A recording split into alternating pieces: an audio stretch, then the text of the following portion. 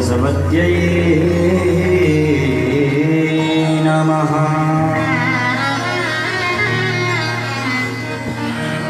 श्री गुरुभ्यो नमः।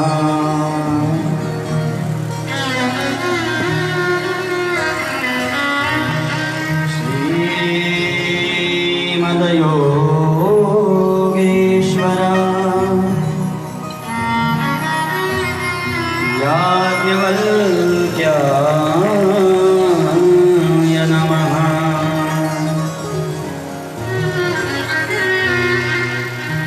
श्री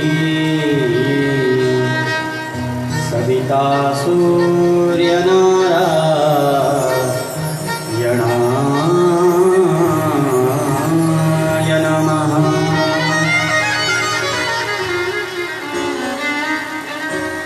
श्री वेदपुरुषाय नमः। श्री रामचंद्राय नमः।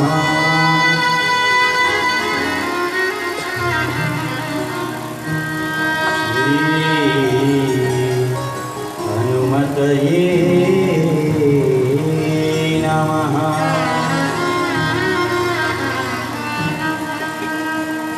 श्री शुकदेवाय नमः।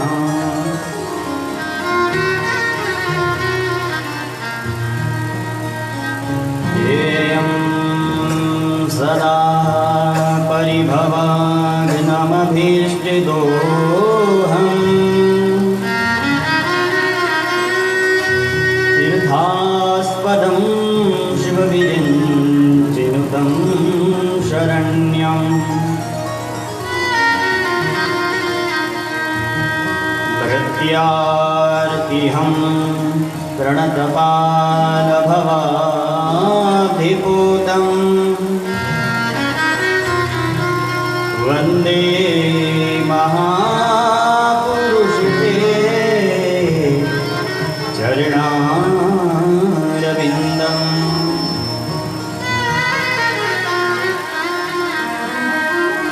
वंशी विभूषितकरा नवनीरदाभा।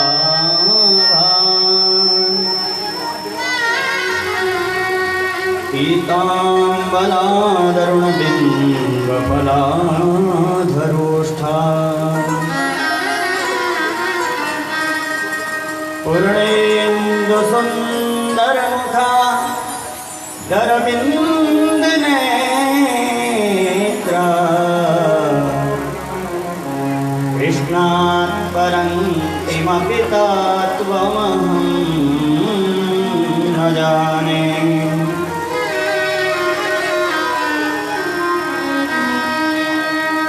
श्री सीतानाथ समारम्भां श्रीरामानन्दार्य मध्यमाम्। अस्मदाचार्यपर्यन्तां वन्दे गुरुं परम्पराम्।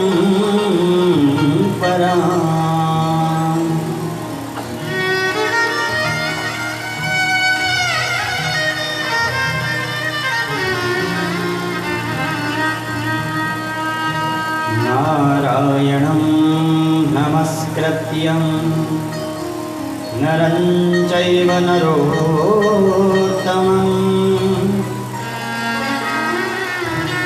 देवीं सरस्वतीं व्यासं ततो जयमुदीरये।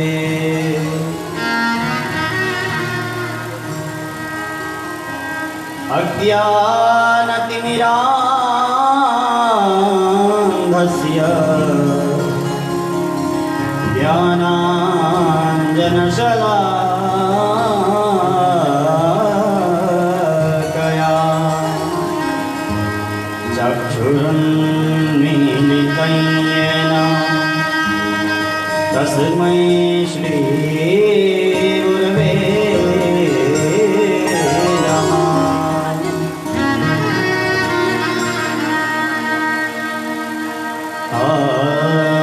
आइए हनुमंत विराजिए,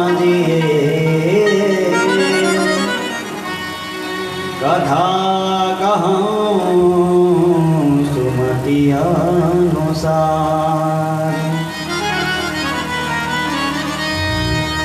भाव सहित गादी धरूं,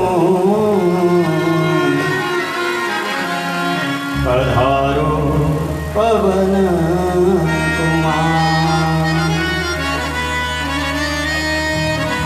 बोली हनुमान जी महाराज की, अम्बे मात की, सच्चिदानंद भगवान की, राजा रामचंद्र भगवान की, ओंकारेश्वर महादेव की, देवी वतन की, स्थान देवतन की, जय जय श्री सीताराम, जय जय श्री सीताराम, जय जय श्री सीताराम।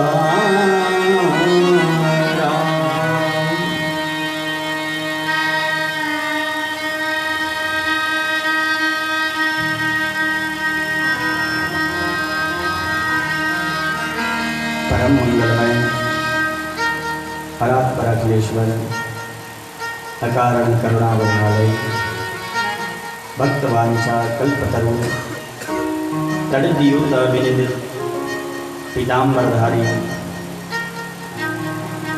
श्री रामचंद्र जी का शब्दमय विग्रह वांगमय स्वरूप श्री रामचरितमानस जी के चरणों में प्रणाम।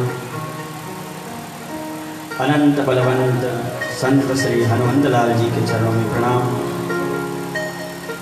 भक्ति शक्तिमयी माताएं, माँ सीता, माँ अनुसुईया, माँ मदालसा, बहन मीरा के चरित्र को चरितार्थ करने वाली माताओं बहनों के चरणों में प्रणाम। ध्रुव प्रहलाद नरसिंह मेहता जैसे भक्तगण पुरुषों के चरणों में प्रणाम। ब्राह्मण देवता की वंदना, सरस्वती के वरद पुत्र संगीतज्ञों के चरणों में प्रणाम। सभी देवी देवताओं के चरणों में प्रणाम। और आइए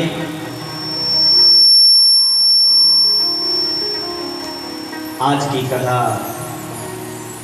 वेला में प्रवेश करें, उससे पहले भगवत नाम का आश्रय ले। भगवान का नाम तरण तारण हार है। भगवान का नाम हृदय को शुद्ध करता है, वाणी को पवित्र करता है, बुद्धि को निर्मल करता है, विवेक प्रदान करता है।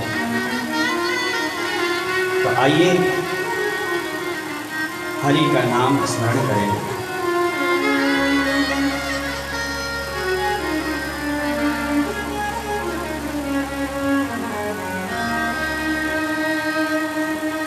श्री राम जय राम, श्री राम जय राम, श्री राम जय राम, श्री राम जय राम, जय जय राम, श्री राम जय राम, जय जय राम, श्री राम जय राम, जय जय राम।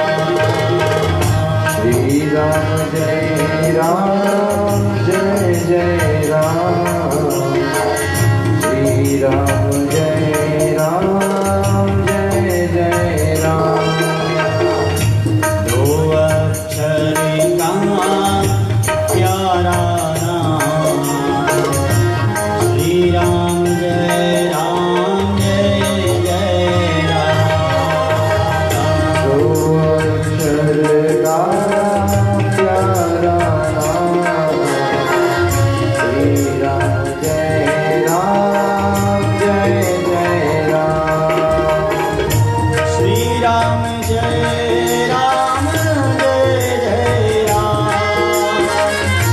श्री राम जय राम जय जय राम। श्री राम जय राम जय जय राम। श्री राम जय राम जय जय राम। सबर उदाहरण पावन नाम। श्री राम जय राम जय जय राम। श्री राम जय राम जय जय राम। श्री राम जय राम जय जय राम। अधम उदाहरण पावन नाम। श्री राम जय राम जय जय राम। अधम उदाहरण पावन नाम। श्री राम जय राम जय जय राम। हम सबके हैं प्यारे राम। श्री राम जय राम जय जय राम। हम सबके प्यारे राम। श्री राम जय राम जय जय राम। हरि बोल।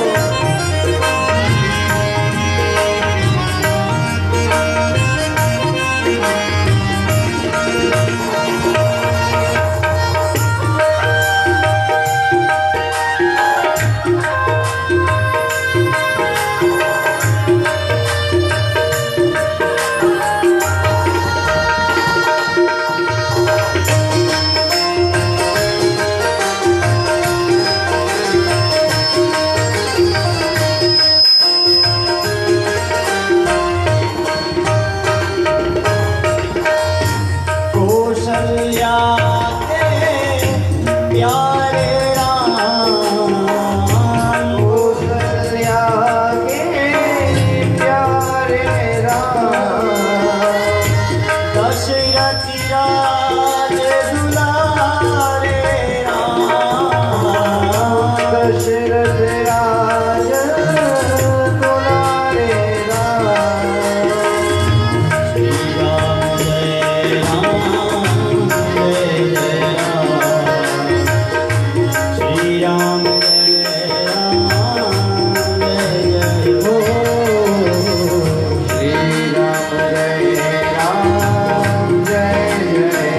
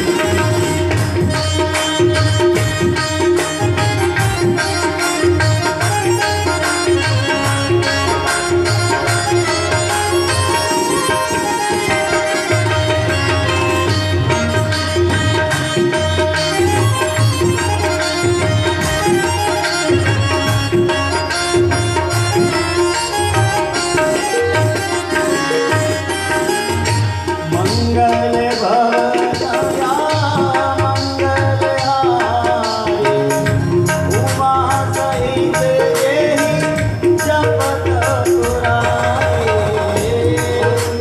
भवनिया पंकज उमा सहित जेहि जपत पुराए। महावीर दीनबंधु हनुमाना रामदासु जस आप महावीर दीनो भव हनुमाना रामदासु जस आप बनाना। जमित सुता जगे जननी जाने अतिशय प्रिय करुणा जनक सुता जग जननी जानकी अतिशय प्रिय करुणा निधानी। ताके जुग पद कमल मनाव दासु कृपा निर्मल मति पावो। ताके जुग पद कमल मनावो दासु कृपा निर्मल मति पावो।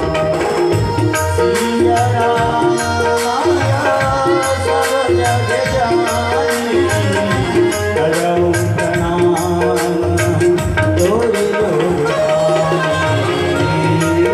राम माया सब जग जानी करऊ प्रणाम जोर जुग पाए।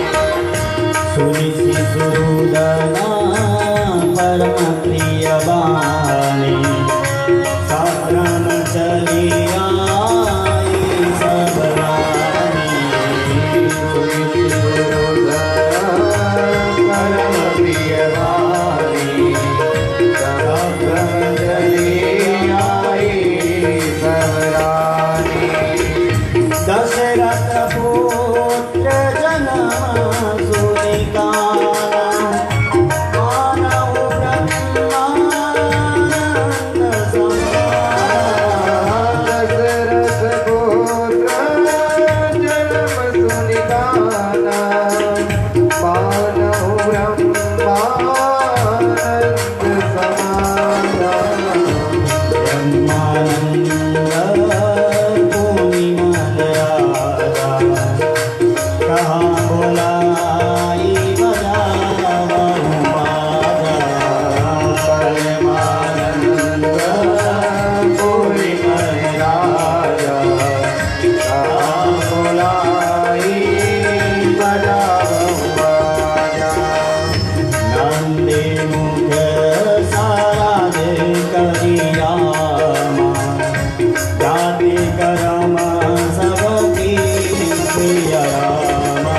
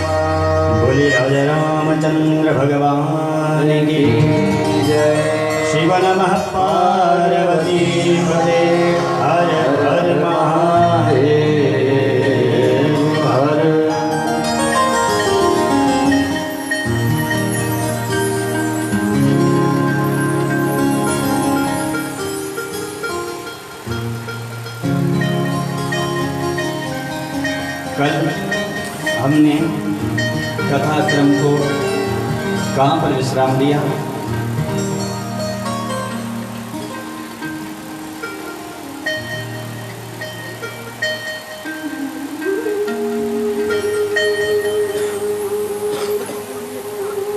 दशरथ पुत्र जन्म सुनि काना, मानहु ब्रह्मानंद समाना। दशरथ के आंगन में आनंद किलकारियां कर रहा है।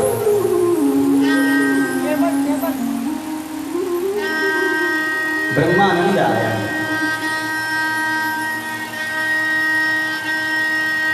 और दशरथ जी के यहाँ ब्रह्म का प्राकट्य हुआ, ब्रह्म जन्मा, ब्रह्म अवतरित हुआ। तो महाराज दशरथ जी ने ब्राह्मणों को बुलाया, विप्रों को बुलाया। वशिष्ठ जी आए और आ करके महाराज नांदी श्राद्ध करवाए। बालक जब जन्मता है ना, तब सूतक नहीं लगता।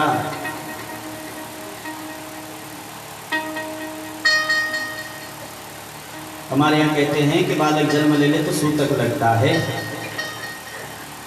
13 दिन का, 1.25 महीने का। लेकिन जन्मता है उस समय सूतक नहीं लगता। कैसे? बोले जब बालक जन्मता है ना, जब तक उसका नालक छेदन नहीं हो, नाला ना काटा जाए, तब तक सूतक नहीं लगता। उस समय को कहते हैं प्रजा तीर्थ। उस समय ब्राह्मणों को बुलाना चाहिए और ब्राह्मणों को बुला करके और पितरों का तर्पण कराना चाहिए, नांदी श्राद्ध करवाना चाहिए। जन्म बालक को हुआ, उसके बाद में महाराज विप्रों को बुला करके और पितरों का आशीर्वाद उसे दिलाना चाहिए। मंगल मंत्र ब्राह्मणों के द्वारा पढ़वाना चाहिए।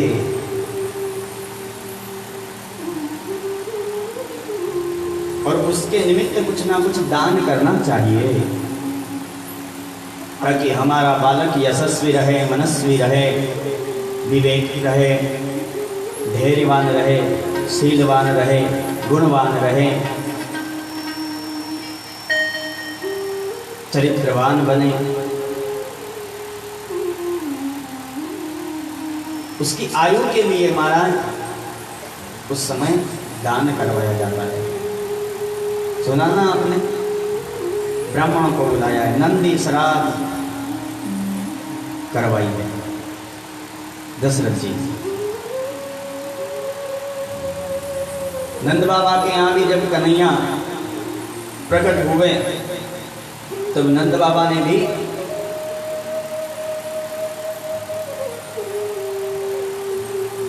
यही कार्य किया। सुखदेव जी ने 18 श्लोकों में बोला है।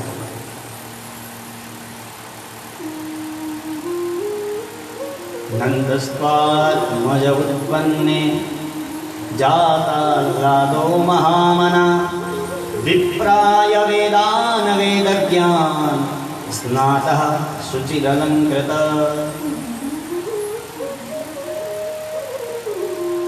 विप्राय वेदाय वेदज्ञान, विद्वान ब्राह्मण को बुलाया जो वेद के ज्ञानी थे, उन्हें बुला करके और सुचिता पवित्रता को अपनाया।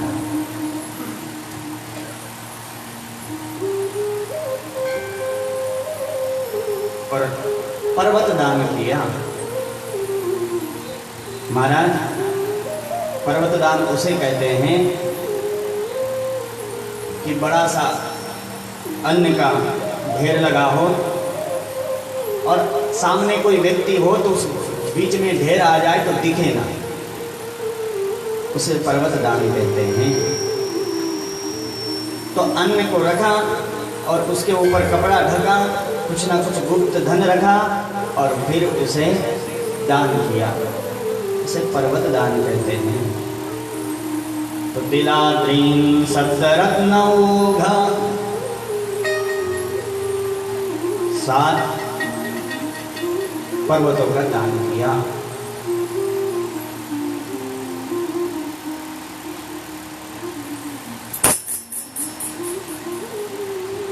भागवताचार्य से सुना है कि नंद बाबा के यहाँ 9 लाख गाया थी और उन्होंने 2 लाख गायों का दान किया था। मानो कहना चाहते हैं कि जब बालक जन्म ले तब हमें गौ माता का दान करना चाहिए,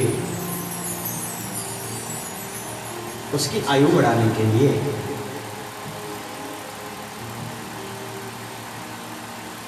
गाय की आवश्यकता आज है, गाय बचानी चाहिए। भगवान ने अवतार किस लिए लिया? विप्रधेनु, ब्राह्मणों के लिए, धेनु के लिए। तो आज सभी को ये प्रयोजन करना चाहिए, ब्राह्मणों की रक्षा सुरक्षा हो और धेनु की भी रक्षा सुरक्षा हो। आज ब्राह्मण मिलना मुश्किल हो गए हैं महाराज। अब ब्राह्मण मिलना मुश्किल हो रहा है। क्यों? उसका कारण है हमारे यहाँ शादी विवाह होता है तो बाजे वाले को जितनी इच्छा होता है, जितना मांगता है उतना पैसा देते हैं। पटाखे वाले जितना मांगता है उतना देता है। लेकिन जो ब्राह्मण रात भर मंत्र पढ़ पढ़ करके आपको आयुष्य मंत्र पढ़ता है, आशीर्वाद देता है, उस ब्राह्मण को क्या दक्षिणा देते हैं? बताओ। फिर कोई ब्राह्मण अपने पुत्र को, अपनी संतान को वेद पढ़ाएगा, कर्मकांड पढ़ाएगा?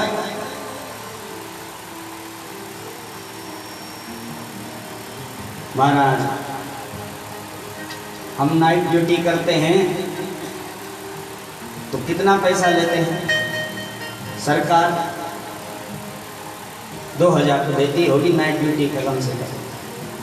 अब ये पंडित जी बेचारा पूरी रात मंत्र पढ़ता है, अपना घर बार छोड़कर आता है और हम उसे 500 रुपये दे दे और जाओ पंडित जी, तो महाराज क्या वो उसका गुजारा बसारा हो जाएगा? क्या वह उसके बालकों को पढ़ाएगा? इसलिए हमें यदि संस्कृति को बचाना है तो ब्राह्मणों को बचाना पड़ेगा। तो ब्राह्मण कब बचेगा? जब हम उसको दक्षिणा दे। देखो महाराज, दान आप आपकी श्रद्धा के अनुसार करो, लेकिन दक्षिणा तो ब्राह्मण ठहरा सकता है, आपसे बोल सकता है कि भैया इतनी दक्षिणा लगेगी, क्योंकि दक्षिणा तो उसके कर्म का फल उसे मिलेगा। दान हमारी श्रद्धा के अनुसार हो, लेकिन हम दक्षिणा श्रद्धा के अनुसार देते हैं। हम कहते हैं बस हमारी तो इतनी श्रद्धा है, डॉक्टर इंजेक्शन लगाए और आप कह दोगे हमारी तो इतनी श्रद्धा है। चाय पानी का इंजेक्शन लगाए, लेकिन पैसा वो पूरा लेगा। और बड़ी बीमारी हो जाए तो महाराज बड़े बड़े इंजेक्शन आते हैं, कोई 10,000 का, कोई 25,000 का, और फिर भी लगवाना पड़ता है। तो महाराज, धर्म को बचाना है तो विप्रों को बचाना पड़ेगा। दूसरा, धेनु को, गैया मैया को बचाना पड़ेगा। गैया को बचाने के लिए भगवान भी अवतार लेते हैं। कन्हैया ने जन्म भले ही मथुरा में लिया, लेकिन गया कहाँ पर, पैर कहाँ पर धरा? जहाँ पर गोकुल था, गाय का कुल था। यदि आपके गांव में भगवान को बुलाना चाहते हो तो पहले गाय को बुलाना पड़ेगा, तब भगवान आएगा। गैया नहीं है तो कन्हैया नहीं है। बिना गाय के भगवान भोजन भी ग्रहण नहीं करता महाराज।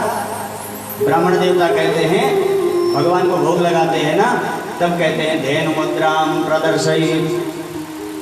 धेनु मुद्रा करनी पड़ती है, तब भगवान भोग लगाता है। धेनु मुद्रा ऐसे बनाई जाती है, ये धेनु मुद्रा है। ब्राह्मण जब संध्या करता है तब भी धेनु मुद्रा बनाता है। सुरभि ज्ञान वैराग्यम, सुरभि बिना गाय के कोई धर्म नहीं होता। और तो कहते हैं कि तर्पण भी करते हैं ना, तो उसमें भी गाय की जरूरत पड़ती है।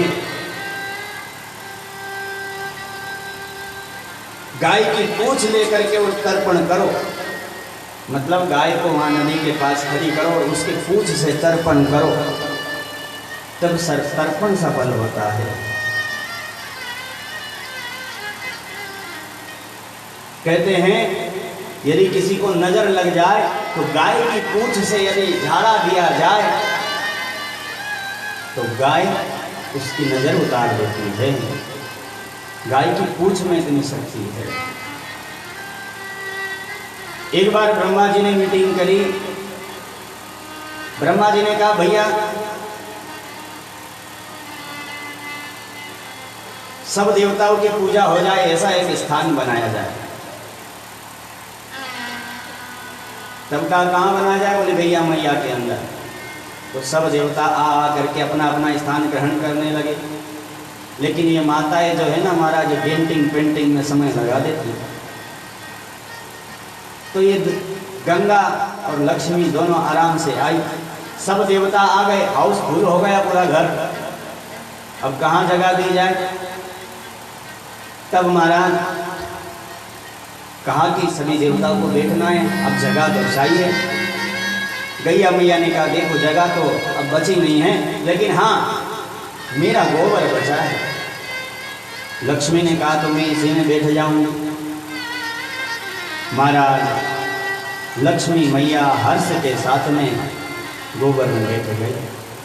यदि लक्ष्मी की कामना हो तो गोबर को महाराज घर में लाना पड़ेगा, गो मैया को लाना पड़ेगा। कहते हैं गोमय वसते लक्ष्मी पवित्रा सर्वमंगला अग्रमग्रं चरन्ती नाम औषधीनां वने वने। घर में गोमैया होगी तो लक्ष्मी की कमी नहीं होगी। गोमय वसते लक्ष्मी, गाय के गोबर में लक्ष्मी का वास है। इसलिए आपने देखा होगा महात्मा लोग, संत लोग जब पूजन करते हैं, यज्ञ करते हैं तो गोबर का पोछा लगाते हैं। ठीक है भैया, आपके घर में टाइल्स है, आप नहीं लगा सकते तो थोड़ा सा गोबर बाल्टी में मिला लो और उसमें मिला करके यानी जरा सा अंश मात्र 1 ग्राम गोबर भी मिला लोगे गाय का और पोछा लगाओगे, तब भी गोबर से ही पोछा लगाया माना जाएगा। गंगा का जल 1 बूंद भी जल डाल दो तो महाराज गंगा जल ही माना जाता है पूरा बाल्टी का जल। तो गोबर से पोछा लगाओ, लक्ष्मी की प्राप्ति होगी। अग्रमग्रं चरिंती नाम, गैया मैया में एक शक्ति है। यदि आपके अंदर कोई बीमारी है तो गैया मैया आपसे प्रेम करती है तो महाराज आपको सूंघ लेती हैं, आपकी जो बीमारी है उसे समझ जाती हैं और अग्रमग्रं चरन्ती नाम औषधि नाम वने वने, वन में जा करके और उस औषधि को पान करके आती हैं जिसकी आपको बीमारी है, और वही औषधि पान करके और वही आपको दूध के रूप में परिणित करके आपको देती है और आप वह दूध पीते हैं तो आपकी वह बीमारी समाप्त हो जाती है, खत्म हो जाती है। गैया मैया में शक्ति है, इसलिए गाय का दूध पियो। कहते हैं ना मैया भैया गाय का दूध पियोगे तो गाय जैसी निर्मल बुद्धि बनेगी। जैसा पियो पानी वैसी होए वाणी, जैसा खाओ अन्न वैसा होए मन, जैसा पियो दूध वैसा होए पूत। दूध महाराज गाय का पियोगे तो निर्मल बुद्धि बनेगी, डब्बे का पियोगे तो डब्बे जैसे हो जाओगे, थैले का पियोगे तो थैले जैसे हो जाओगे, और भैंस का पियोगे तो भैंसा जैसे हो जाओगे। घर में गाय होनी चाहिए लेकिन अधिकतर भैंस होती है। अच्छा बताओ भैया, आप गाय की सेवा करोगे तो गाय के बेल के ऊपर कौन बैठता है? भगवान शंकर। और गाय का प्रेमी कौन है? गोपाल। तो गाय गोपाल से और शंकर से प्रार्थना करेगी, इस व्यक्ति ने मेरी बहुत बहुत सेवा करी है, मेरा बहुत दूध पान किया है, इसलिए मैं आपसे कामना करती हूँ प्रभु, इसे जल्दी से आपके पास बुलाओ।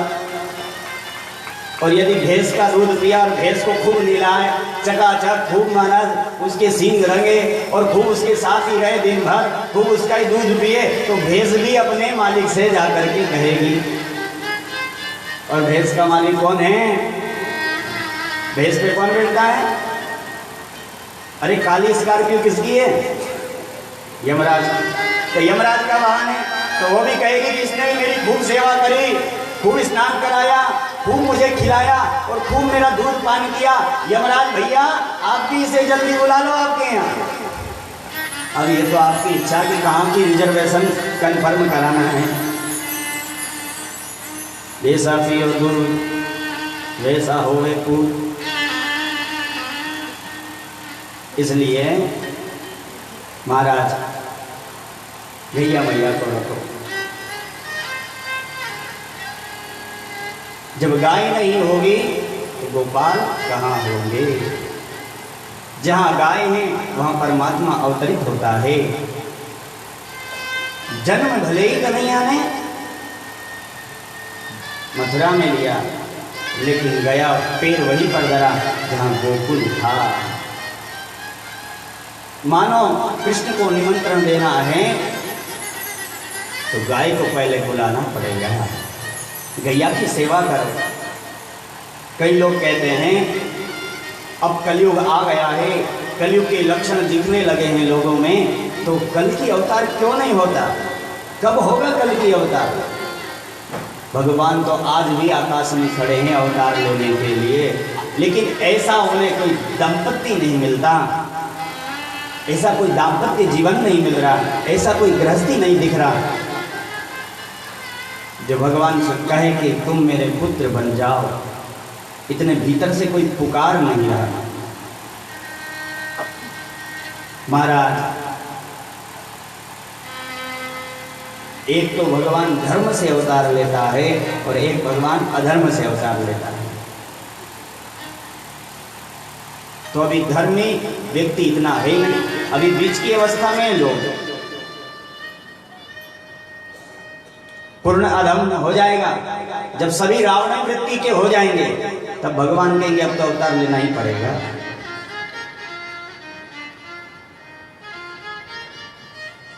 नास्तिक पूरा नास्तिक नहीं और आस्तिक पूरा आस्तिक नहीं, बीच में डामाडोल हो रहे हैं। नास्तिक कहता है भगवान कुछ नहीं होता, और आस्तिक कहता है भगवान होता है। और कोई पूछ ले कि भगवान होता है तो दिखता क्यों नहीं है, दो चार प्रश्न करे तो हम मौन हो जाते हैं। महाराज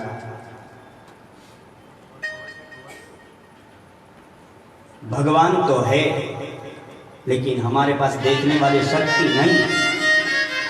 दूध के अंदर सर्वत्र घी व्याप्त है, लेकिन उसका प्रयोग में लाया जाए, उसका जो कर्म है वह किया जाए, तब उसमें से घी निकल सकता है। पुष्प के अंदर सर्वत्र सुगंध व्याप्त है, महक व्याप्त है, लेकिन वह महक दिखती नहीं पर होती जरूर है। हम आप सभी के भीतर परमात्मा है, लेकिन हमें दिखता नहीं है, परंतु है जरूर। अन्यथा जिस दिन परमात्मा निकल जाता है उस दिन लोग आपके इस शरीर को रखते क्यों नहीं, जला देते हैं। क्यों? क्योंकि आपके अंदर से भीतर परमात्मा निकल गया। हम सब लोगों की देखने की दृष्टि बाहर है, परमात्मा बाहर है, लेकिन महाराज परमात्मा बाहर नहीं, हमारे भीतर ही है। उसे प्रकट करने की जरूरत है। हम सब मृग के जैसे हैं, मृग के भीतर कस्तूरी छिपी होती है, लेकिन उसे सुगंध आती है, महक आती है, वह सोचता है कि इधर कस्तूरी है, इधर कस्तूरी है, और बाहर ढूंढता रहता है, लेकिन उसे मिलती नहीं है। जब वह मर जाता है उसके बाद निकलती है, तब पता चलता है कि भीतर थी और मैं बाहर ढूंढ रहा था। ऐसे ही परमात्मा हमारे भीतर है, लेकिन हम निकाल नहीं पा रहे, ढूंढ नहीं पा रहे।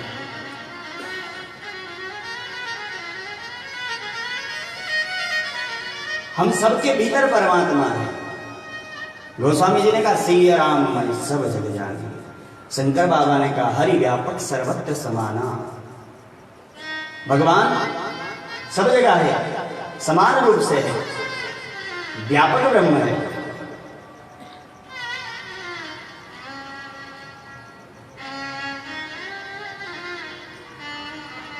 हमारा यहां मूल धर्म तो सनातन धर्म ही है, लेकिन हम किसी धर्म की अवहेलना नहीं करते। हमारे यहां तो कहते हैं विश्व का कल्याण हो, पूरे विश्व का कल्याण हो। भगवान सर्वत्र है, समान रूप से है।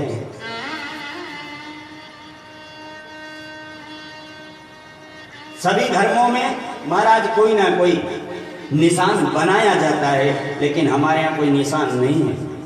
हमारे हाथों की इन उंगलियों में देखो चक्र बना हुआ है, मानो हम सब सुदर्शन चक्रधारी के भक्त हैं।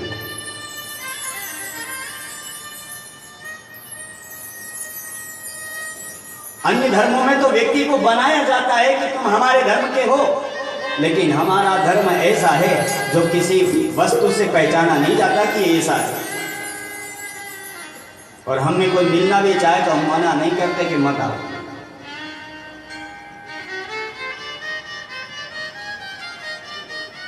सभी जगह राम है साहब।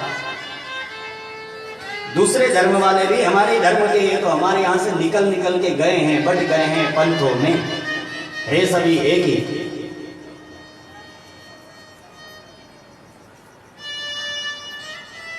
हमारे यहां 24 अवतार, मुस्लिम धर्म में 24 पैगंबर, जैन धर्म में 24 तीर्थंकर। महाराज हमारे यहां से ही लिया गया। और देखिए समानता क्या है कि हमारे यहां 24 अवतार, मुस्लिम धर्म में 24 पैगंबर और जैन धर्म में 24 तीर्थंकर।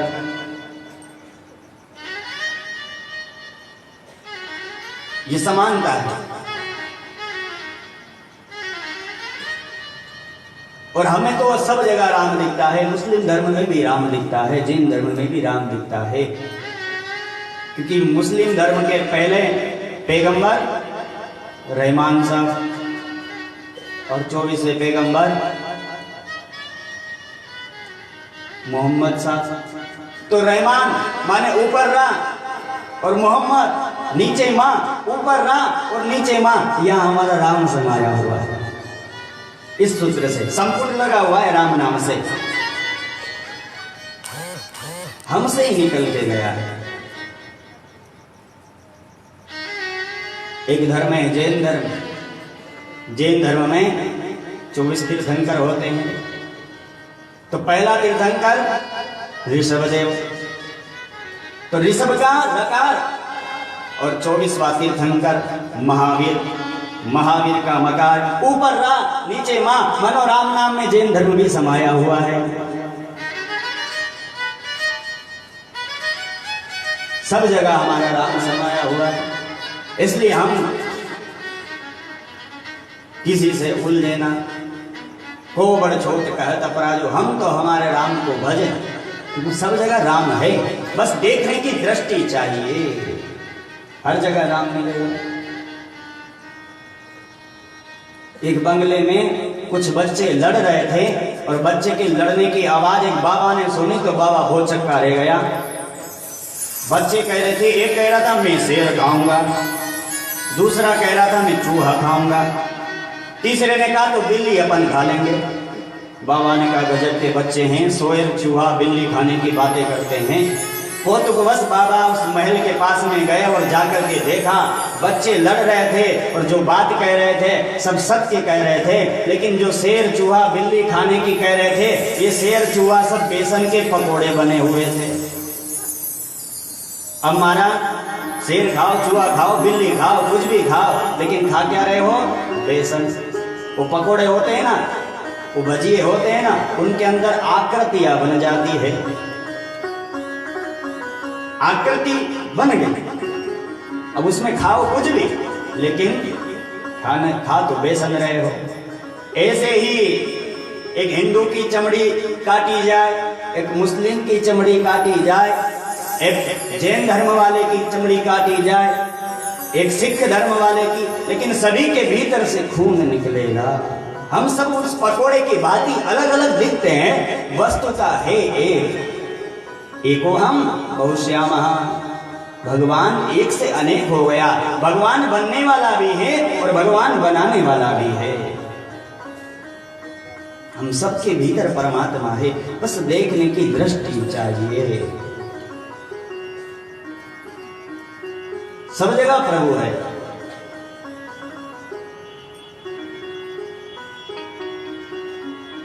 टुकड़िया जी महाराज कहते हैं, किसी ने पूछा भगवान कहाँ रहता है, तो उन्होंने कहा हर देश में तू, हर देश में तू, तेरा नाम अनेक तू एक ही है। तेरा देश में तू, हर देश में तू, तेरा नाम अनेक तू एक ही है। ओ तेरा नाम अनेक तू एक ही है। तेरा नाम अनेक तू एक ही है।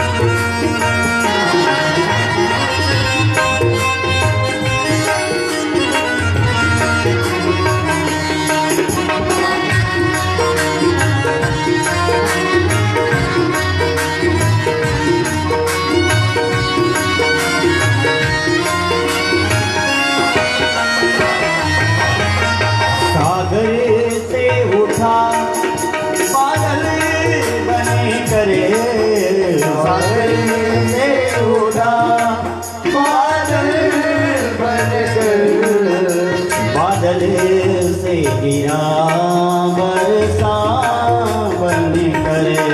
बादल गिरा बरसा बनकर, फिर नहर बनी नदिया गहरी, फिर नहर बनी नदिया गहरी। तेरा भिन्न प्रकार तू एक ही है। तेरा भिन्न प्रकार तू एक ही है। हर देश में तू, हर वेश में तू, हर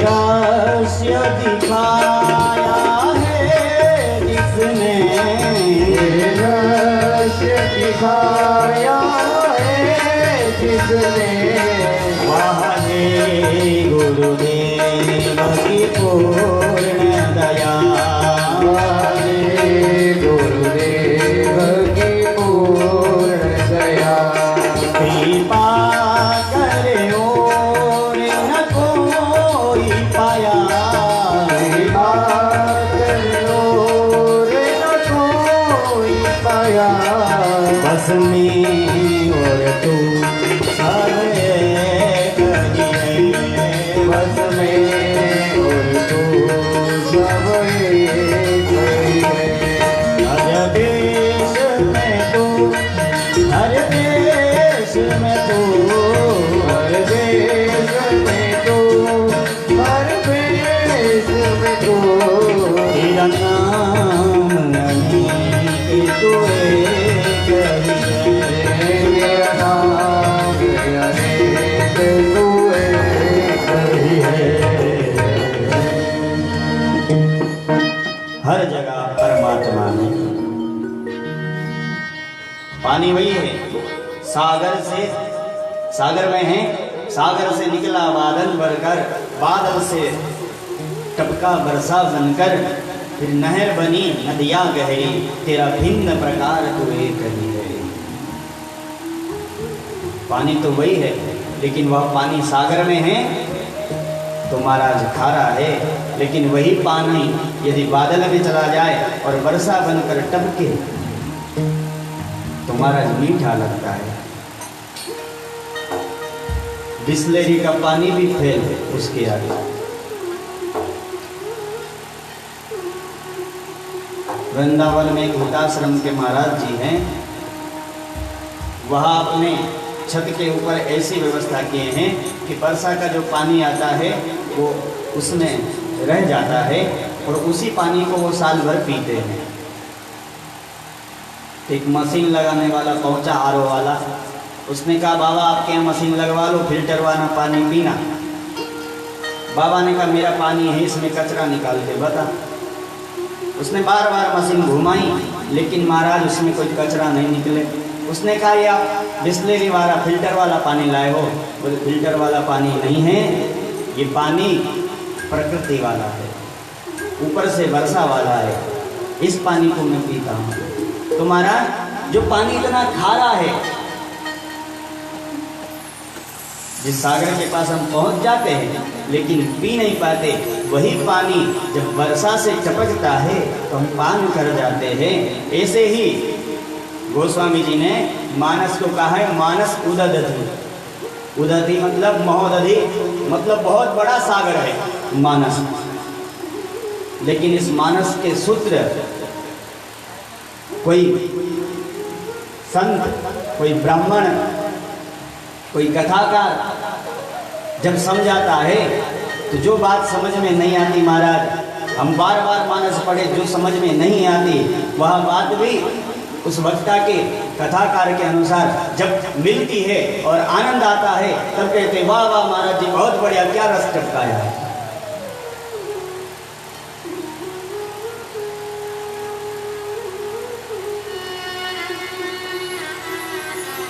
गांठें खुलती है तो कहने का भाव परमात्मा सब जगह है, बस उसे प्रकट करने के लिए भीतर से पुकार उठे। तो मैं आपको कह रहा था कि गैया मैया को बचाना चाहिए, ब्राह्मण देवता को बचाना चाहिए। आज यह लुप्त होते जा रहे हैं। भगवान अवतार किस लिए लेते हैं? विप्र, धेनु, सुर और संत, संतों के लिए, देवताओं के लिए। संतों की भी हमें रक्षा सुरक्षा करनी चाहिए। आज राजेंद्र सिंह जी बोल रहे थे, प्रभु जी संतों का बहुत अभ्यास हो रहा है, लोगों का विश्वास उठता जा रहा है।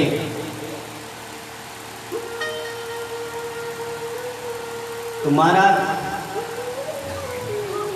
संतों को बचाना है। संतों को कैसे बताया जाएगा? ग्रंथों के माध्यम से। ग्रंथ की कथा हो तो वह संतों को समझ में आएगी। और संत वो नहीं होते जो भीख मांगते महाराज, उसे अपन संत नहीं कह सकते। संत का कोई शरीर नहीं होता है। संत पेंट शर्ट में भी शरीर है, संत है। संत कोई धोती कुर्ता वाला ही संत नहीं होता है। अपने भीतर संतत्व पैदा करो, यही संत है। अपने भीतर संतत्व पैदा करो, क्योंकि संतों की रक्षा तभी हो सकती है जब हमारे भीतर संत जैसी दृष्टि हो जाए। क्योंकि भगवान जिस कार्य के लिए आते हैं, जिस प्रयोजन के लिए आते हैं, यदि वह कार्य हम करने लगे तो महाराज हमारे अंदर संतत्व पैदा होता है। भगवान क्यों आते हैं? विप्रों के लिए। भगवान क्यों आते हैं? संतों के लिए। भगवान क्यों आते हैं? देवता के लिए। इसलिए भीतर देवत्व अपनाओ, भीतर ब्राह्मणत्व अपनाओ। नहीं किसी ब्राह्मण की रक्षा कर सकती, कोई बात नहीं, आप स्वयं गीता पढ़ो, आप स्वयं रामायण पढ़ो।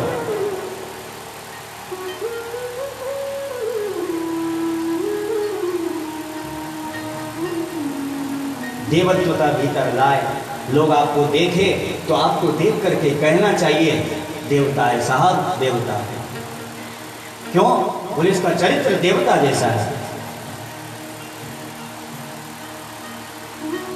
संत कोई धोती कुर्ता वाला नहीं होता साहब। धोती कुर्ता पहनने से, गेरुआ कपड़ा पहनने से संत हो जाता तो महाराज 1-2 रुपए की कौड़ी आती है गेरुआ कपड़े करने की, कलर में डालो कपड़ा और पहन लो। बड़ी बड़ी जटा हो जाए उससे संत नहीं होता, माला पहन ले उससे संत नहीं होता। संत तो वह है जिसकी सिया राम मैं सब जग जानी, दृष्टि हो जाए, दृष्टि शुद्ध होने लगे, सब लोग वंदन करने लगे, सब लोग वंदन करने जैसे लगने लगे, तब समझना चाहिए कि हमारे भीतर भक्ति का पुष्प खिलने लगा है और अब संतत्व का निर्माण होने लगा है। हम भेदभाव की दृष्टि में पढ़ेंगे तो महाराज संतत्व तो नहीं आने वाले।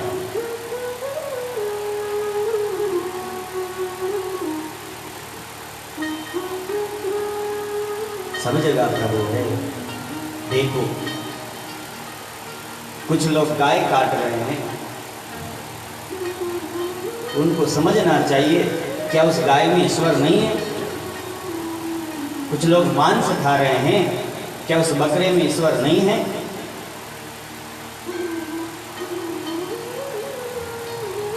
महाराज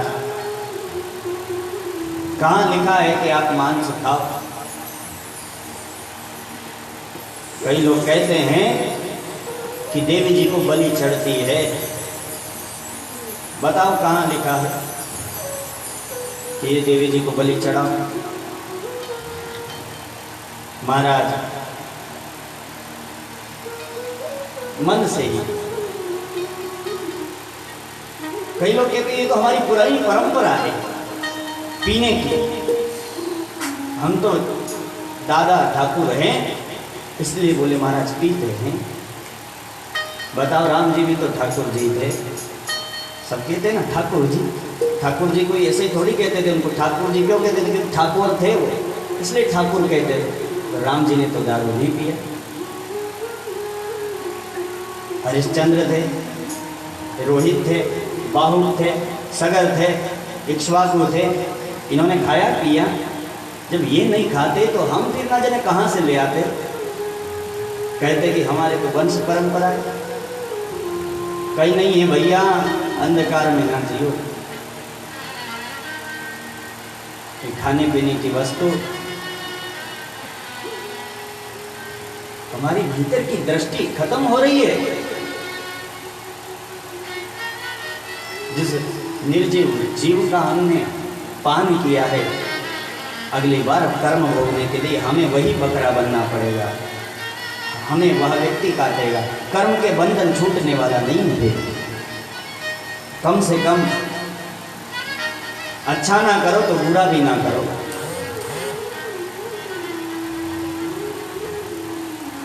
लगा सको तो बाग लगाओ, आग लगाना मत सीखो। कमा सको तो पुण्य कमाओ, पाप कमाना मत सीखो। जला सको तो दीप जलाओ, दिल को जलाना, घर को जलाना मत सीखो। महाराज विडंबना है। कई लोग कहते हैं उज्जैन में काल भैरव दारू पीते हैं, तो जब हमारा देवता पीता है तो हम भी पिए। तो देवता ने तो विष भी पिया, आप भी पियो। और महाराज काल भैरव ने जो मदिरा पान किया है, उन्होंने इसलिए किया कि भैया तेरा नशा नहीं छूट रहा, तू मेरे यहाँ आ और तेरा दारू मेरे पास छोड़ जा। और आज के बाद नहीं पीऊंगा प्रभु, आज के बाद मेरे बाटे का आप पियोगे। लेकिन हमने उल्टा मान लिया, हम तो उनकी प्रसाद ले रहे हैं।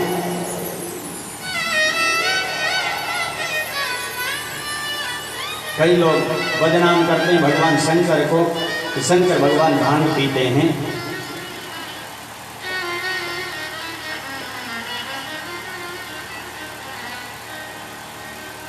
भगवान भांग पीते नहीं हैं।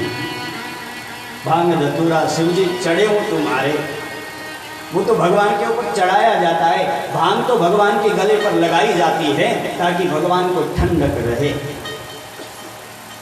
अब महाराज हमने उसको ही मान लिया और खूब पिए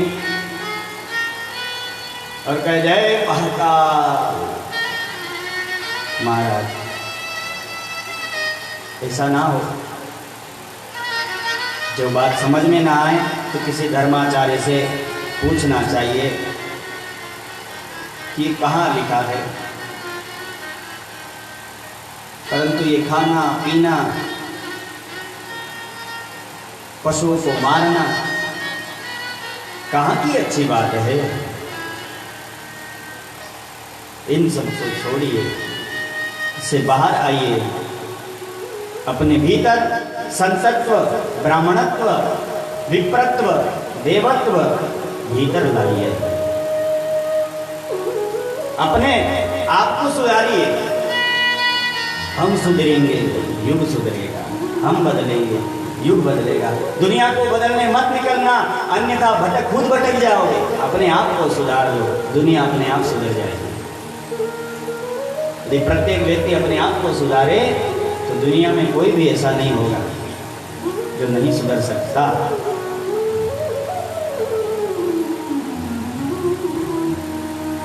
तो भगवान को लाना है तो ये वस्तुएं लानी पड़ेगी। धेनु को लाना पड़ेगा, ब्राह्मण को रखना पड़ेगा। कहते हैं कुग्रामवास, जिस गांव में ब्राह्मण ना हो, जिस गांव में गैया मैया ना हो, जिस गांव में पढ़ाने के लिए गुरुजी ना हो, जिस गांव में औषधालय ना हो, वैद्य ना हो, उस गांव में नहीं रहना चाहिए। कुग्राम कहा गया है। तो हम लोग जब गाय नहीं होगी तो कुग्राम में वास होगा। याद रखो, गैया मैया होनी चाहिए। यदि गांव में रहते हैं और रखने का सामर्थ्य है तो गैया मैया को रखो, और नहीं रख सकते तो किसी गौशाला में एक गाय को अपनी पुत्री के समान रख लो, गोद में दत्तक रख लो। दत्तक सेवा भी होती है। उस गौशाला में जितना हो सके धन दो और उस गैया की सेवा कराओ। लेकिन प्रत्येक व्यक्ति को गौ माँ की सेवा करनी चाहिए। जो गाय की सेवा करता है गोपाल, और हमारा भोला, हमारा राम प्रसन्न होता है।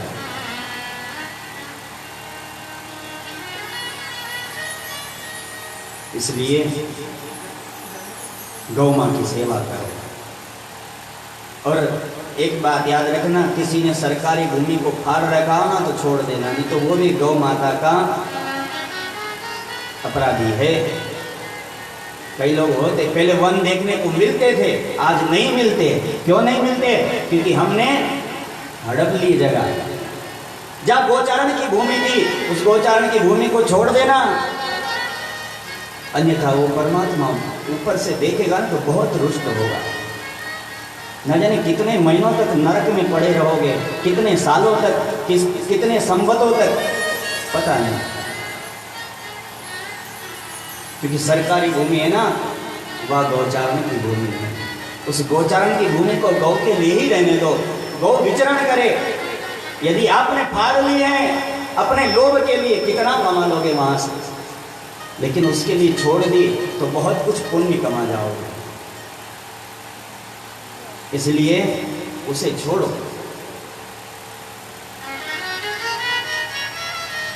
कहीं ना कहीं हमने प्रकृति का भी अपमान किया है। वहां पर पेड़ पौधे लगते, गौ मैया विचरण करती तो औषधि होती। आज औषधि है नहीं तो हमारी बीमारी ठीक हो कैसे? अरे गाय जब जंगल में जाएगी तभी तो औषधि ग्रहण करके आएगी, और ग्रहण करके आएगी तभी हमारी बीमारी ठीक हो पाएगी। अब वन रहा ही नहीं तो औषधि कहाँ से रहे, और औषधि मिलती नहीं तो केवल भूसा से, शुक्ला से कुछ नहीं होने वाला, केवल दूध ही देगी। बाकी आपको जो अमृत चाहिए वो अमृत नहीं मिलने वाला। कहीं ना कहीं हम आप सभी दोषी हो जाते हैं। लेकिन याद रखो, यदि भगवान ने अपने को सामर्थ्य दिया है तो गौ माँ को रखना ही चाहिए, और गौ माँ की पुत्रवत पुत्रीवत सेवा करो, क्योंकि सेवा ही परमो धर्म, सेवा परम धर्म है।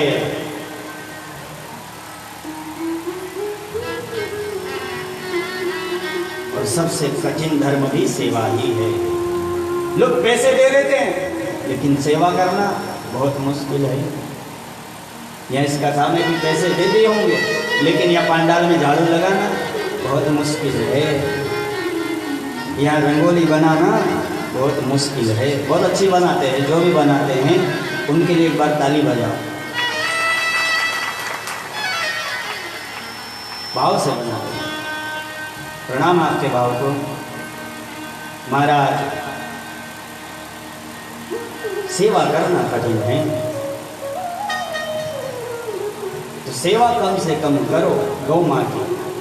उसके ऊपर हाथ फेरोगे, उसके यहाँ पर हाथ फेरोगे ना तो महाराज जो आपकी कर्म की रेखा गलत है वह भी सुधर जाएगी। आप अधर्म का मार्ग छोड़ दोगे और धर्म के मार्ग पर प्रशस्त हो जाओगे, प्रतिष्ठित हो जाओगे।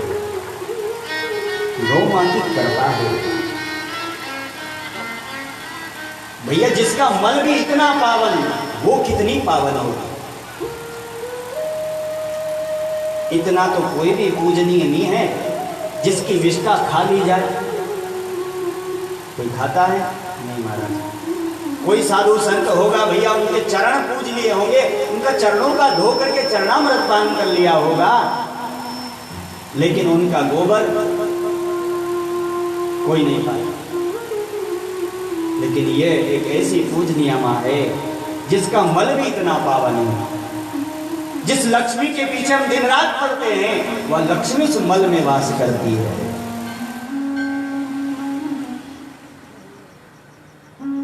और उस मल की पवित्रता का एक बात यह है कि वह जो खाती है अन्न वह पूरा के पूरा निकाल देती है, अंदर टुकड़े नहीं करती। गौ माँ के गोबर में देखना, आप चने खिलाओगे तो चने ऐसे ही निकाल देगी गोबर में। आप गेहूं खिलाओ, गेहूं ऐसे ही गोबर में निकाल देगी। ये जो गेहूं उत्पन्न हुआ है ना, ये गाय के चरण के खुर से ही उत्पन्न हुआ है, इसलिए तो गेहूं नाम है इसका, गोधूम नाम है। गौ से उत्पन्न हुआ। और गांव का नाम गांव क्यों रखा? गावः, जहां गाय रहती है वही गांव है, बाकी गांव नहीं है। इसलिए गांव का नाम गांव रखा है, ग्राम रखा है। जहां गांव गाय रहती है वही गांव है। इसलिए गौ मां की सेवा हो।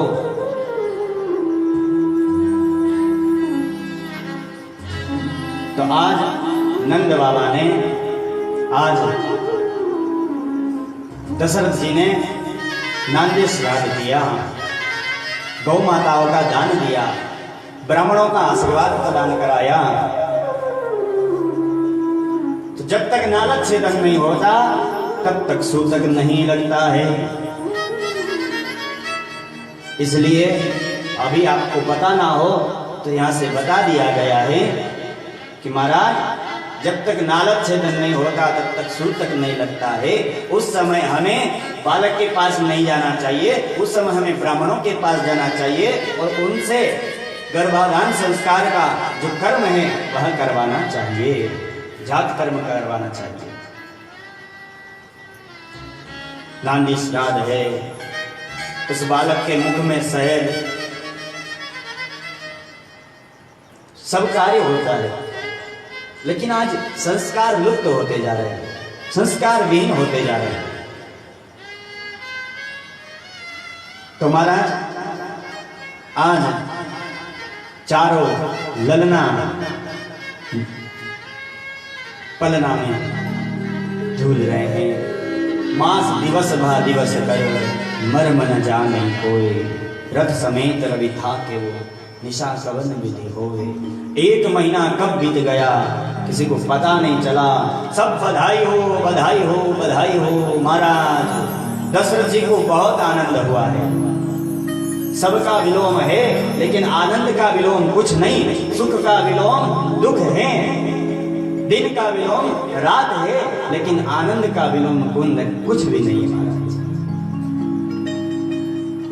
क्योंकि आनंद ब्रह्म है, जो आनंद सिंधु सुख राशि, जो आनंद सिंधु है।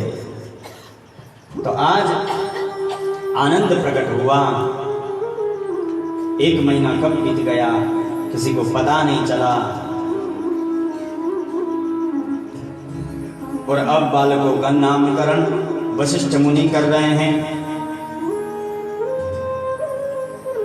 वशिष्ठ जी कहते हैं जो अजन्मा है वह जन्म ले सकता है, तो मैं अनामी का नाम क्यों नहीं कर सकता? अनामी का भी नाम होगा। और आज नामकरण संस्कार होने लगा। नामकरण कर अवसर जानी, नामकरण कर अवसर जानी, भूप बोली पठ ये मूली ज्ञानी, भूप बोली पठ ये मूली ज्ञानी। वशिष्ठ जी बालकों को देख करके मुग्ध हो गए। इनका क्या नाम है? इनको देखकर मैं मेरा नाम भूल गया। इनके नाम अनेक अनुपमा, इनके नाम अनेक अनुपमा, मैं कहूँ सब मति अनुरूपा,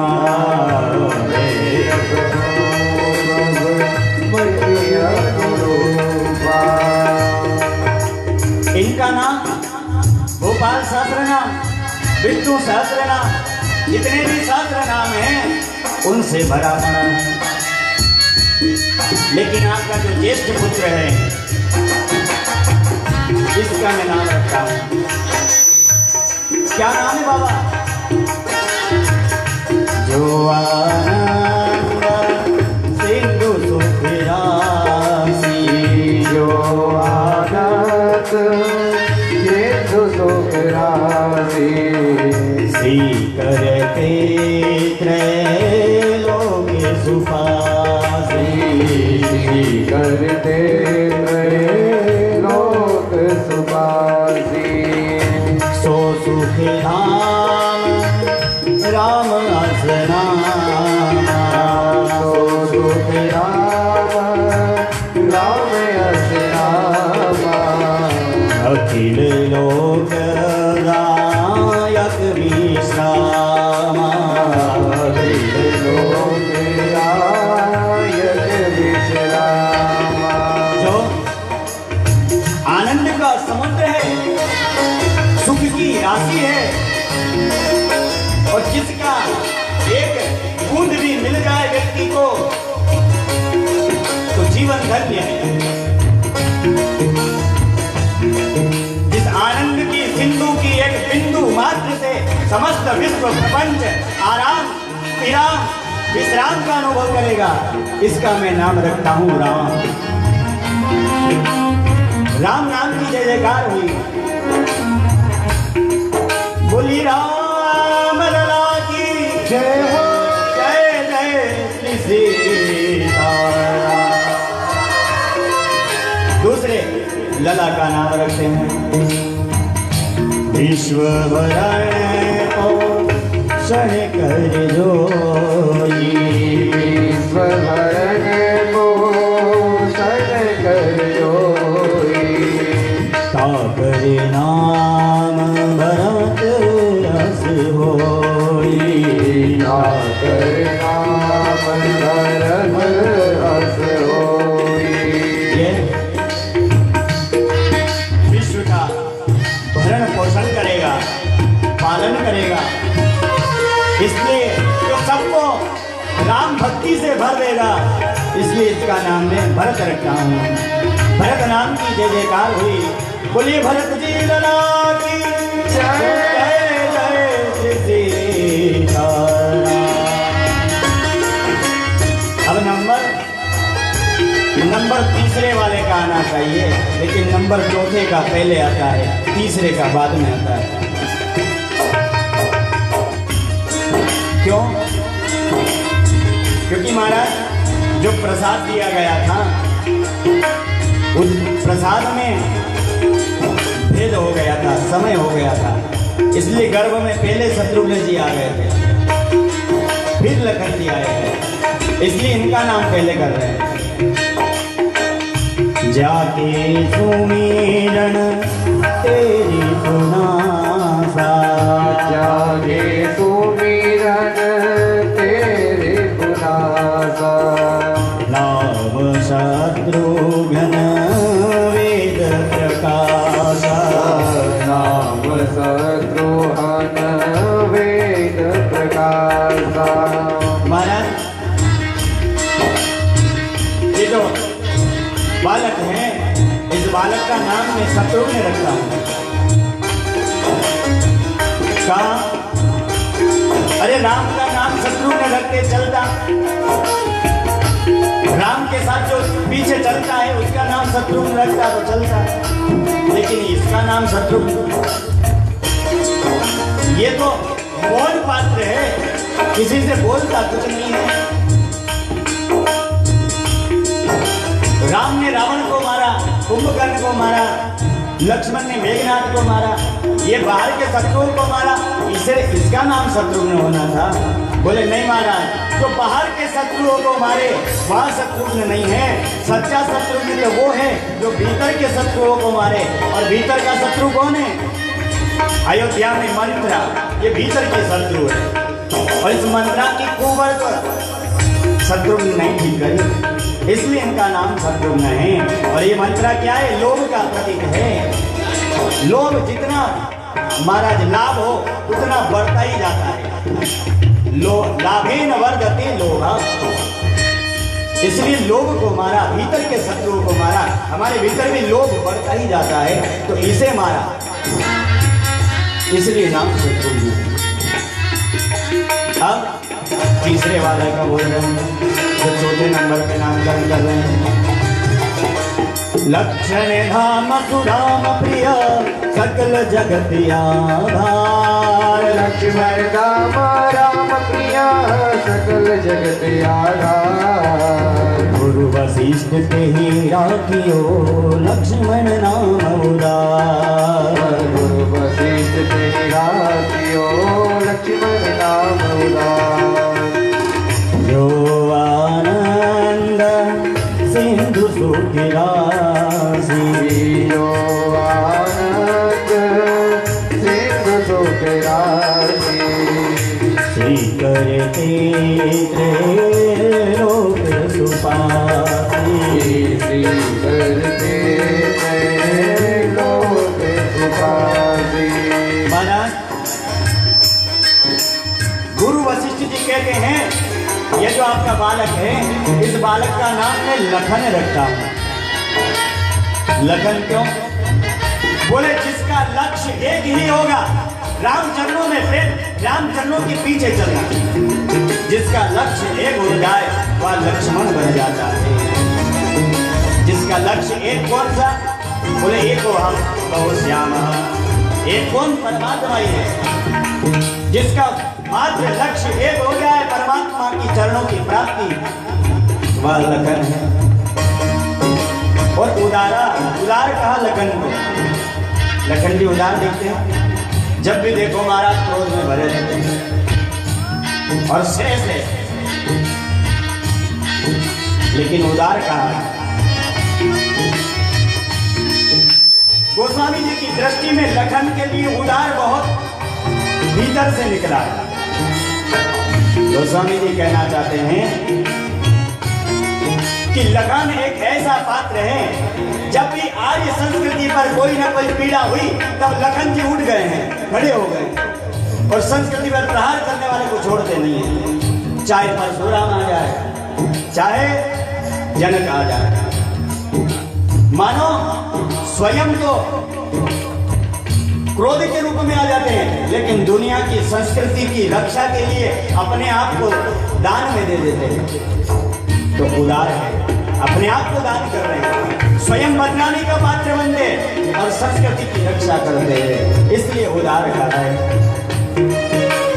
लक्षण राम सुराम प्रिया सकल जगत, लक्षण राम सुराम प्रिया सकल जगत आधार, गुरु वशिष्ठ तेहि राखियो लक्ष्मण नाम उदार।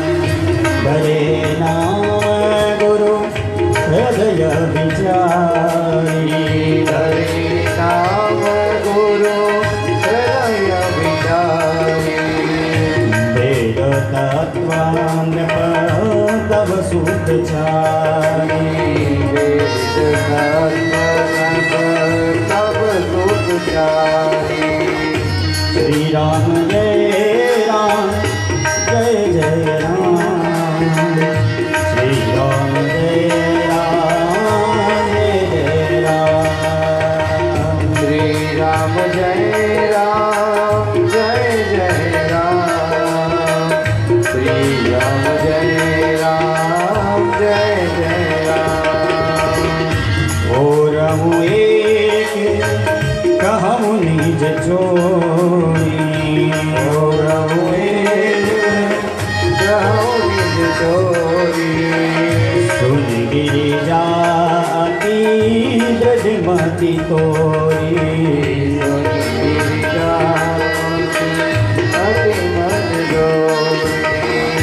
काग भुसुंडे संग हम दो, संग हम दो, मंदिर नहीं को, नहीं को।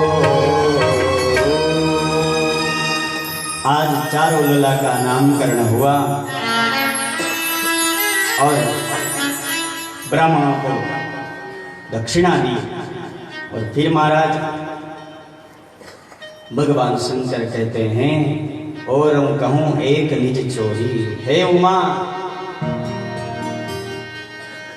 मैं तुम्हें बात बताता हूँ, तुमसे छिपा रखी है। मैं तुम्हें बिना बताए ही अयोध्या में राम जी का दर्शन करने चला गया था काकभूषण जी के साथ में, उन्हें साथ में लेकर गया।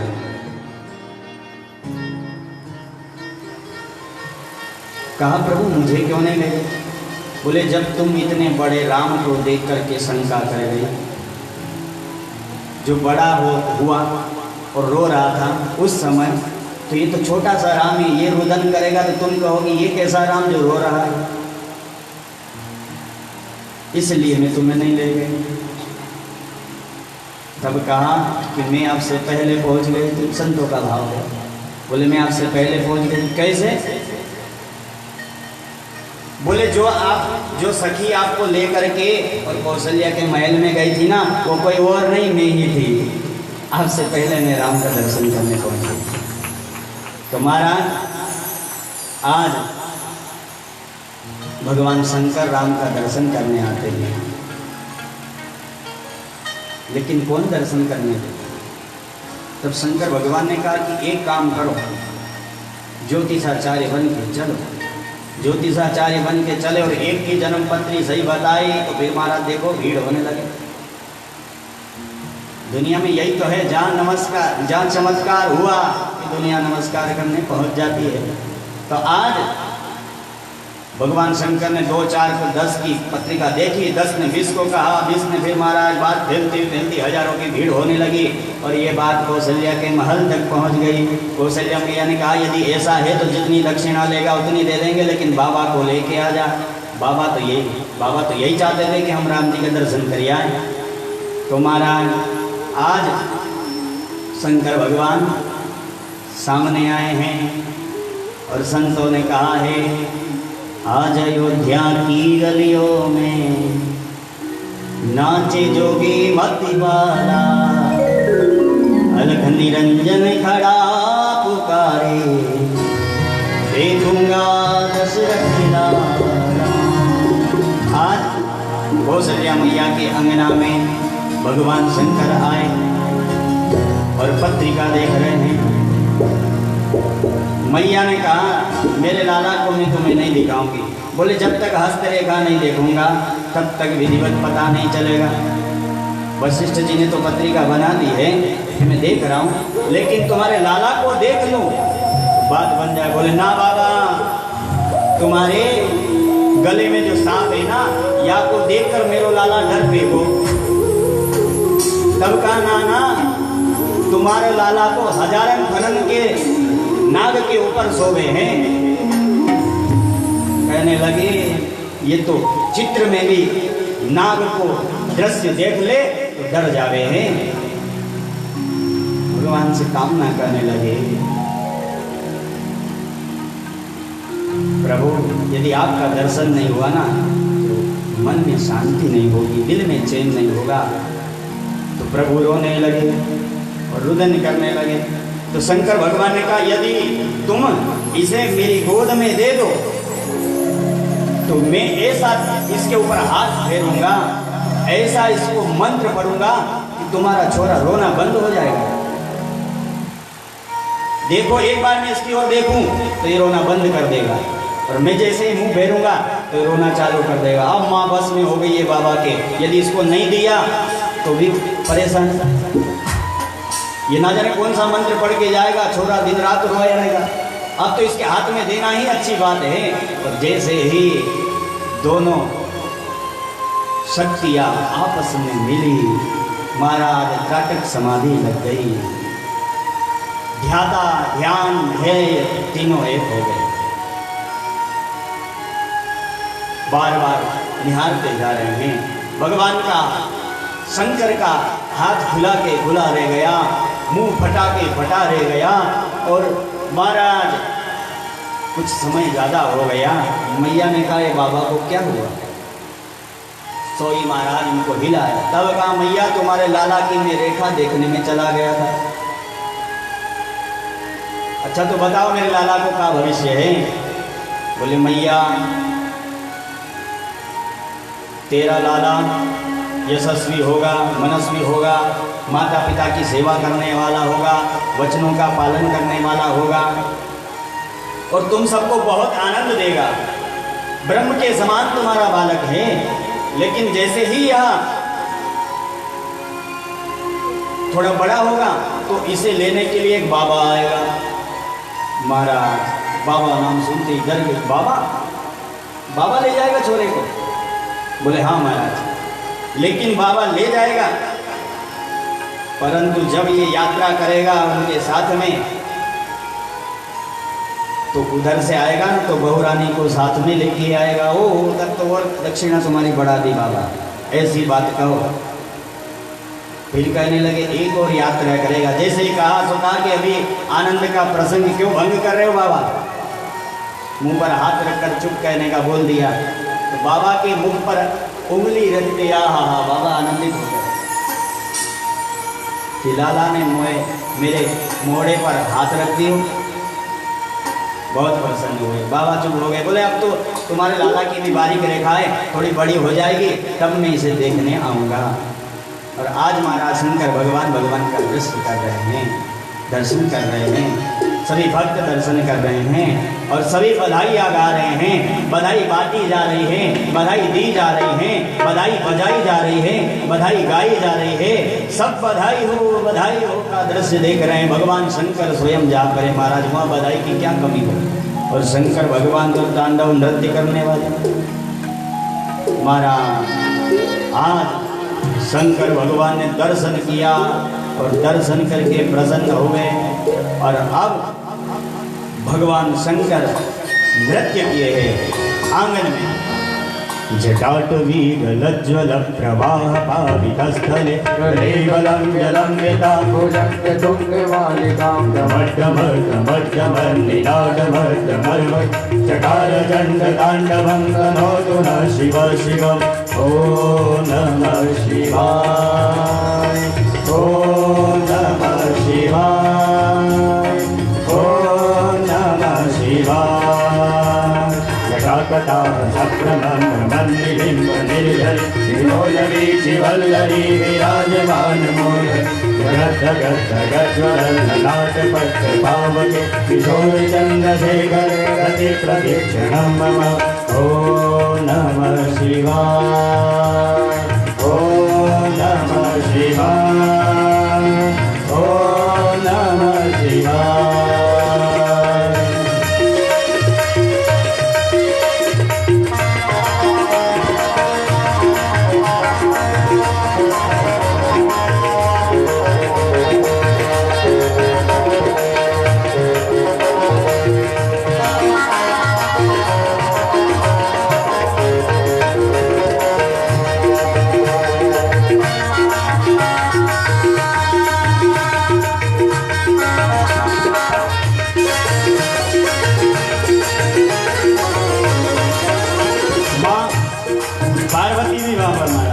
माँ पार्वती भी आई, वह भी स्तुति करने लगी। अपने अपने हिसाब से सभी आते हैं और स्तुतियाँ करते हैं।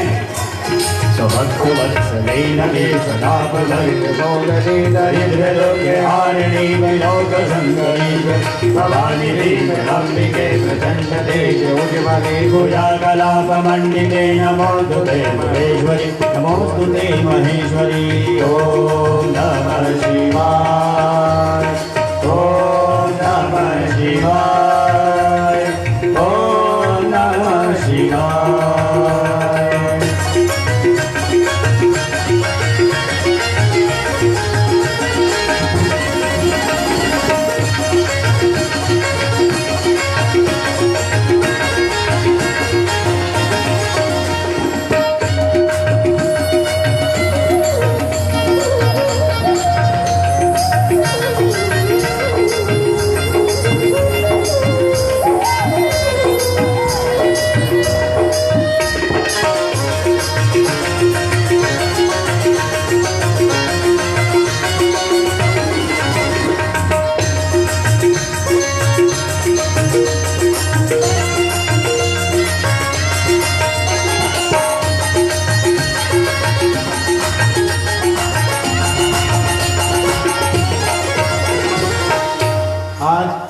भगवान शंकर की स्तुति करके आज कैलाश पर गए।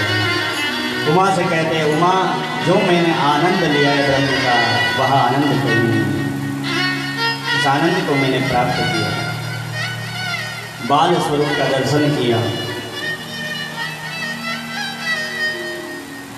और इतने में भी पेट नहीं भरा, तो फिर मैंने स्वयं अवतार लिया। कौन से स्वरूप में? रुद्रावतार श्री हनुमान के रूप में मैंने मांझना के गर्भ से प्रकट होकर के और उनकी आगे सेवा करी है। भावी में कथा तुम्हें सुनाऊंगा, लेकिन नंद के आंगन में बहुत आनंद है, उसका मैं स्वयं निज आंखों से, निज नयनों से निहार करके देख करके आया। अब महाराज भगवान को एक दिन कौशल्या माँ ने पलना में भगवान को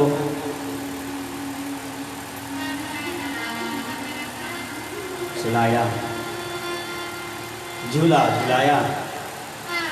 और एक बार जननी अनुवाई, कर श्रृंगार पलना पौढ़ाई। भगवान का श्रृंगार करके पलना में सुलाया और मैया भोजनशाला में गई, पाक बनाने लगी। तब क्या देखती हैं कि राम जी यहाँ भी बैठ करके भोजन पा रहे हैं और वहाँ पलना में झूल रहे हैं। मैया ने कहा भगवान वहाँ भी और यहाँ भी, दोनों जगह जब देखा तो महाराज मैया ने देखा भगवान के भीतर कोटि ब्रह्मांड है, करोड़ों ब्रह्मांड है। सारे विश्व का दर्शन किया है मैया ने। मानो सारो विश्व का दर्शन क्यों कराया? कन्हैया ने भी माँ को दर्शन कराया अपने मुख के अंदर, और प्रभु ने भी अपने पूरे शरीर के भीतर पूरे कोटि कोटि ब्रह्मांडों का दर्शन कराया। क्यों? भगवान चाहते हैं कि पुत्र का एक धर्म होता है कि माता पिता को तीर्थों का दर्शन कराए। तो आज भगवान ने अपने भीतर करोड़ों ब्रह्मांडों का दर्शन करा करके मानो सारों तीर्थों का दर्शन करा दिया, सारे तीर्थ की परिक्रमा लगवा दी।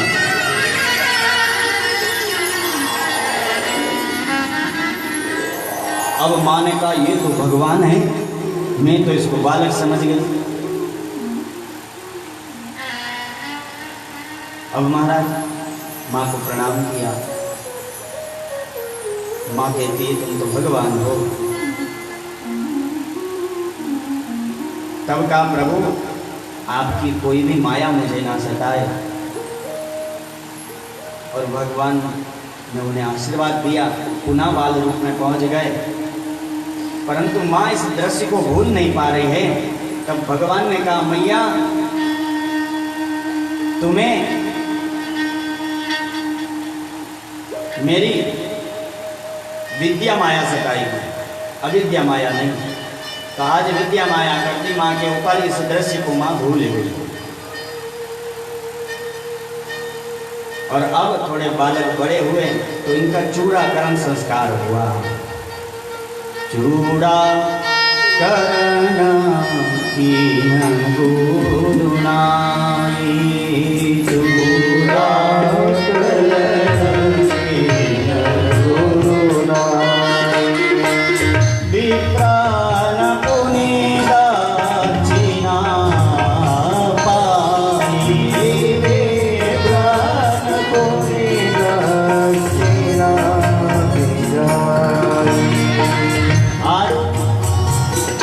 भगवान का चूड़ाकरण संस्कार हुआ और ब्राह्मणों को का आशीर्वाद प्रदान कराया। देखिए थोड़े थोड़े समय में भगवान के यहाँ कोई ना कोई उत्सव होता है, ब्राह्मणों को बुलाया जाता है। मानो घर में कोई ना कोई कार्य अनुष्ठान पूजन पाठ ब्राह्मणों के द्वारा घर में होता रहना चाहिए। कम से कम महीने में एक बार तो होना ही चाहिए। इतना ना हो सके तो 6 महीने में एक बार होना चाहिए। प्रत्येक नवरात्रि में, दोनों नवरात्रि में हो। ये भी ना हो सके तुम्हारा साल में एक बार हो। कोई ना कोई अनुष्ठान पूजन होना चाहिए जिससे मन परमात्मा में लगता है। तो आज चूड़ाकरण संस्कार संपन्न हुआ। अब राघव थोड़े बड़े हो गए और महाराज कौशल्या जब बोलन जाए, ठुमक ठुमक प्रभु चलही पराए। ठुमक ठुमक करके परमात्मा आज चलने लगे हैं, कहीं गिर जाते हैं, कहीं दीवारों का सहारा लेते हैं, गिरते जैसे ही हैं तो रोने लग जाते हैं, फिर संभलते हैं, फिर चलने लगते हैं, कभी हंसते हैं, कभी रुदन करते हैं, कभी माता पिता की तरफ इशारा करते हैं। और आज राघव ठुमक ठुमक करके और चल रहे हैं, उनके पाँव में जो पैजनियाँ हैं वह बज रही है महाराज। और सुरदास जी बड़ा सुंदर लिखते हैं पद, ठुमक चलत रामचंद्र, ठुमक चलत रामचंद्र, बाजत पैजनिया, ठुमक चलत रामचंद्र, बाजत पैजनिया।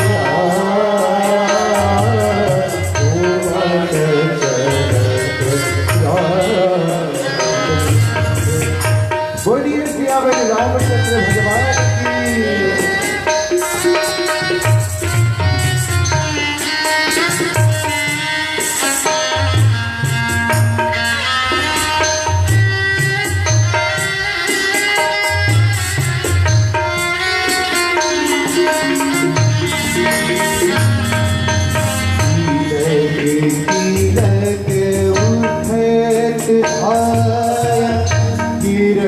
भूमि तट पटाई,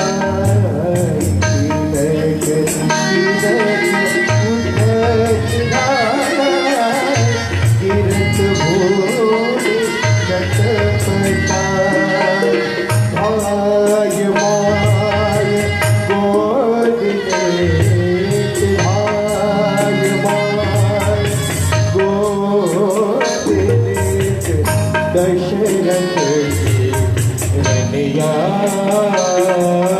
ठुमक चलत रामचंद्र, बाजत पैजनिया, ठुमक चलत। सूरदास जी का पद है।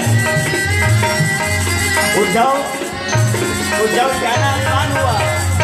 उद्धव ने एक बार भगवान के भक्तों का अपमान किया। इनका भगवान ने कहा उद्धव जाओ गोपियों को जाकर के और मेरा संदेश सुनाओ। बोले प्रभु मैं वेदांत जी बृहस्पति का शिष्य, क्या मेरी भाषा वो ग्वाल समझ पाएंगे? गांव के गवार बस इतना कहा। भगवान ने कहा उद्धव तुझे ज्ञान का अभिमान है, जा अगले जन्म में तू अंधा पैदा होगा और तुझे इन्हीं गोपियों के भाव का प्रेम का गीत लिखना पड़ेगा। तो आज वही उद्धव सूरदास बन के आया। विविध सूरदास जी का पद है।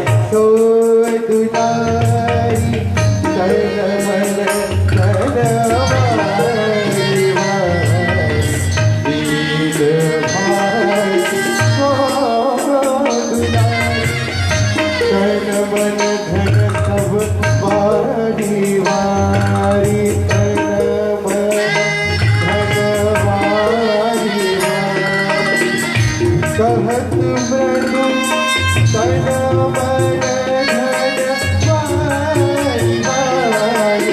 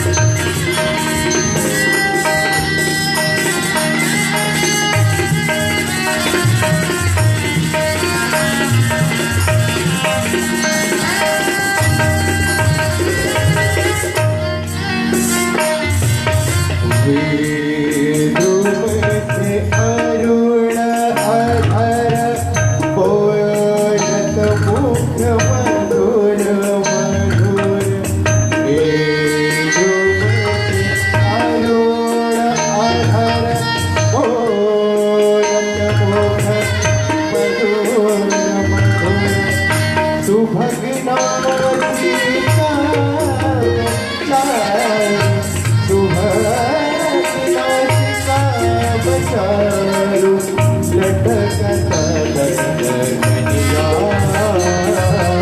उमगत लटकया बाजत नैया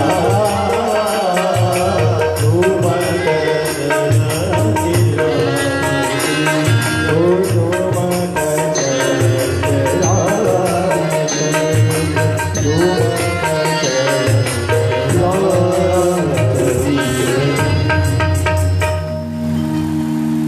भगवान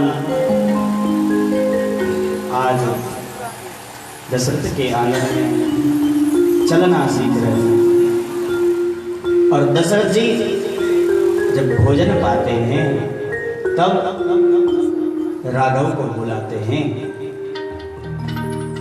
तो राघव नहीं आते। लोग कहते हैं कि पिता ने बुलाया और पुत्र नहीं आया, मर्यादा तो यहीं टूट गई।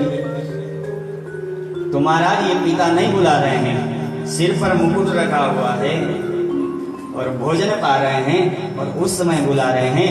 भगवान कहना चाहते हैं यदि पिताजी बुलाते तो चले जाते, लेकिन ये पिताजी नहीं है तो मुकुट पहना हुआ है तो राजा है, राजा के पास तो हम नहीं जाएंगे महाराज, क्योंकि राजा ने मुकुट पहन रखा है। राजा अभिमान का स्वरूप है, अभिमान के पास नहीं जाते। जब अभिमान का मुकुट उतरेगा, राजा पिता अपने आएगा तब चले जाएंगे।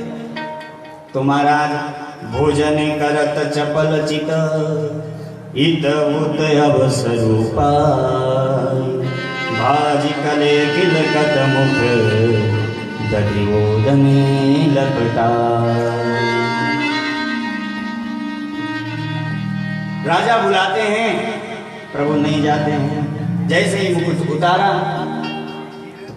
मां कौशल्या पकड़ने जा रही है। राजा दशरथ ज्ञान का स्वरूप है और कौशल्या मैया भक्ति स्वरूपा है। ज्ञान एक जगह स्थिर है, लेकिन भक्ति गति करती है, भक्ति दौड़ती है राघव के पीछे और राघव को लेकर के और राजा के पास आती है, गोदी में बिठाती है। और महाराज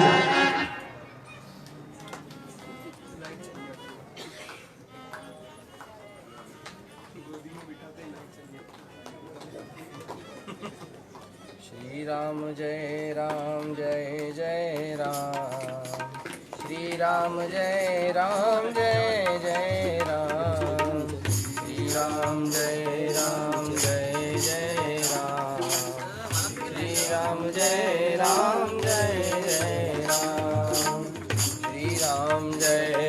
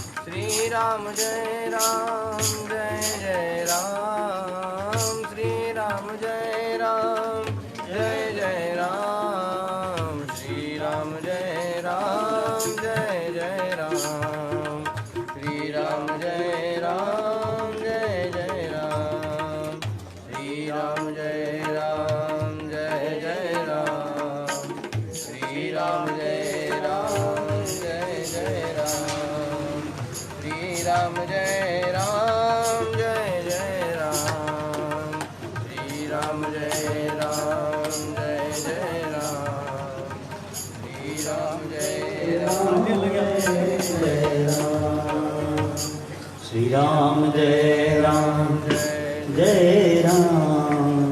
श्री राम जय राम। आते जाते यही गुनगुनाया करो, ओ राम बोला करो, राम गाया करो, राम बोला करो, राम गाया करो, राम बोला करो, राम गाया करो, राम बोला करो, राम गाया करो।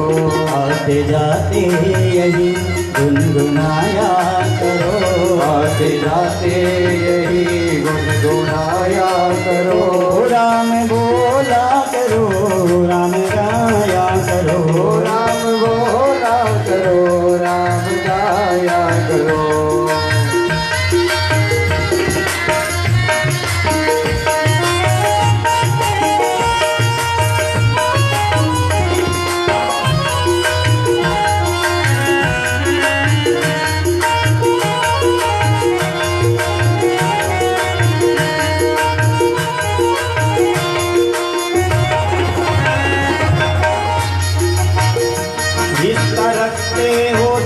तुम परिवार से, रिश्ता रखते हो जैसे तुम परिवार से, रिश्ता रखते हो जैसे तुम परिवार से, रिश्ता रखते हो जैसे तुम परिवार से। थोड़ा सा इको बढ़ा। रिश्ता रखते हो जैसे तुम परिवार से, रिश्ता रखते हो जैसे तुम परिवार से, मोह बंधन बना है तेरा परिवार से, मोह बंधन बंधा है जैसे परिवार से। थोड़ा उनसे भी रिश्ता